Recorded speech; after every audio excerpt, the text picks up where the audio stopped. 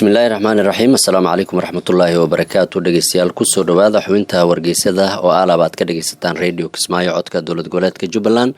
Qodobada aad xubinta ku dhegeysan doontaan waxaa ka mid noqon doona Ranil Wickremesinghe ayaa ku guuleystay doorashadii madaxweynaha Sri Lanka xilli ay dalkaasi ka socdaan mudaharaadyo.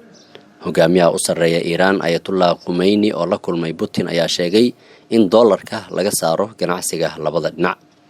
qodobadaas ayaad ku dhageysan doontaan xubinta waxaa idin soo diyaariyay anigoo ah Xasan Nuur Maxamed markaan u diyaar garooba qodobadaas oo faahfaahsan. sida uu qoray wargeyska The Guardian oo ka soo baxay Ingiriiska, ra'iisul wasaarihii Sri Lanka Ranil Wickremesinghe ayaa loo doortay inuu noqdo madaxweyne si uu u bedelo Gotabaya Rajapaksa oo dhawaan xilka laga tuuray. natiijadaas oo ay u badan tahay inay qalalaasi ka dhex abuurto dibadbaxayaasha oo toddobaadyo ugu baaqayay inuu iscasilo. Wickremesinghe oo 6 jeer soo noqday ra'iisul wasaare ayaa guul weyn ka gaaray baarlamaanka subaxnimadii Arbacada, halkaasoo mudanayaasha baarlamaanka ay ugu codeeyeen madaxweynaha cusub codeyn qarsoodi ah oo aan hore loo arag. Codbixinta ayaa timid kadib markii mudaharaadayaashu Rajapaksa ku qasbeen inuu xafiiska ka tago iyada oo ay ka caroodeen dhibaato dhaqaale oo soo taraysay. Wickremesinghe ayaa wajahaya dhibaatooyin adag oo ku soo fool leh iyadoo Sri Lanka ay curyaamisay dhibaatadii dhaqaale ee ugu darnayd tan iyo markii ay xornimada qaadatay. dalkaasi ayaa wajahaya cunto yari iyo shidaal yari, sidoo kalena la daala dhacaya qalalaase siyaasadeed oo ballaaran. waxaa wadooyinka ka dhacay iska caabin xoogan iyo mudaharaadyo looga soo horjeedo madaxweyne Wickremesinghe. dad badan ayaa ka baqaya inuu ka ilaaliyo Rajapaksa in lala xisaabtamo oo uusan kicin isbedelka nidaamka ee dalbanayaan dhaqdhaqaaqa mudaharaadka. maalmihii la soo dhaafay Wickremesinghe oo ku dhawaaqay xaalad degdeg ah isbuucan ayaa soo saaray bayaano uu ku muujinayo inuu wax ka qaban doono banaanbaxyada haddii uu noqdo madaxweynaha. wax ka yar saacad kadib markii lagu dhawaaqay inuu yahay madaxweynaha ayaa waxaa la soo saaray amar maxkamadeed oo mamnuucaya in lagu soo aruuro meel 50 mitir u jirta taalo ay dibadbaxayaashu maalmihii u dambeeyay isugu soo ururayeen taa oo ku taalo magaalada Colombo. khudbad uu jeediyay kadib markii guushiisa lagu dhawaaqay, Wickremesinghe wuxuu ka codsaday xisbiyada mucaaradka inay la shaqeeyaan. uma baahnin inaan idin sheego heerka uu dalkeenu marayo. hadda doorashadu waa dhamaatay. waa in aan soo afjarno kala qaybsanaanta. waxaan haysanay 48 saacadood oo aanu kala aragti duwanayn, laakiin hadda wixii ka dambeeya waxaan diyaar u nahay inaan wada hadal idinla yeesho, ayuu yiri. doorashada Wickremesinghe ayaa daba socota toddobaad xiisado ah oo ka dhacay Sri Lanka xilligaasoo Rajapaksa la riday kadib markii xafiisyadiisii iyo qasrigii madaxtooyada ay soo galeen kumanaan mudaharaadayaal ah. iyada oo ay caradu jirto, Rajapaksa waxaa lagu qasbay inuu u baxsado Singapore isagoo sii maraya Maldives. istaqaaladiisiina waxaa si rasmi ah loogu dhawaaqay Jimcihii la soo dhaafay. tani waxay ahayd markii ugu horeysay taariikhda Sri Lanka ee madaxweyne ku meel gaara uu xilka ka tuuro dhaqdhaqaaq mudaharaad ah. Wickremesinghe oo 73 sano jir ayaa taageero ka helay xisbiga talada haya ee Sri Lanka oo haysta kuraasta ugu badan ee baarlamaanka, waxaana loo arkayay inuu yahay musharaxa ay u xaglinayaan qoyska Rajapaksa oo inkasta oo aanu hadda xukunka haynin ay saameyn weyn ku leeyihiin xisbiga ay samaysteen. sida uu qorayo wargeyska Tehran Times, hogaamiyaha u sarreeya Iran Ayatollah Khomeini oo la kulmay Putin ayaa sheegay in doolarka laga saaro ganacsiga labada dhinac.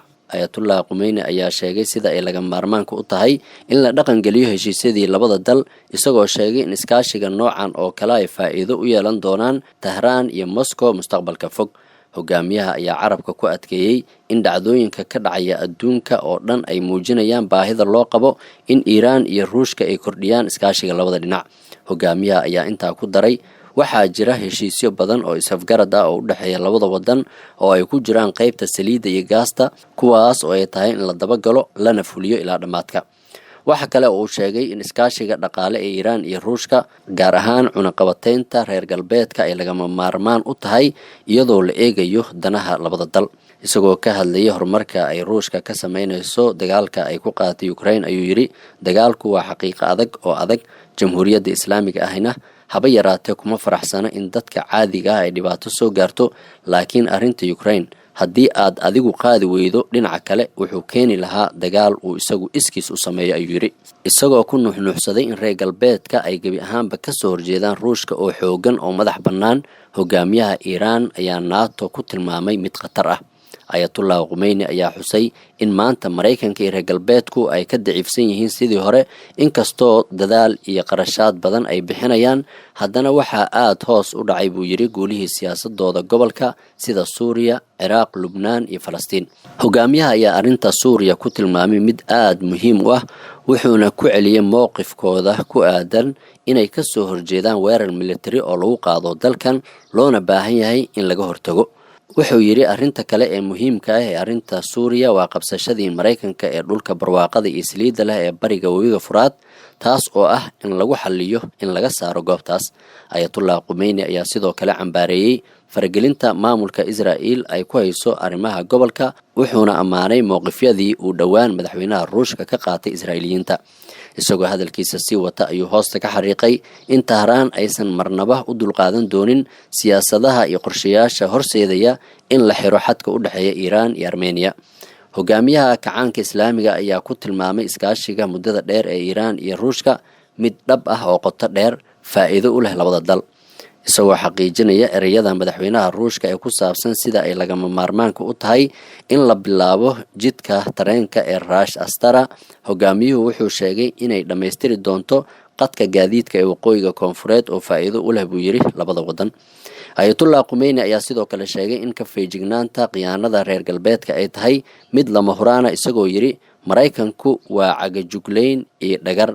mid ka mid ah sababihii burburka midowgii Sovieti ee hore waxaa ka mid ahaa inay ku qiyaameen siyaasadaha Mareykanka. dabcan Ruushku wuxuu ilaashaday madaxbanaanidiisa intii aad xilka haysay buu yiri.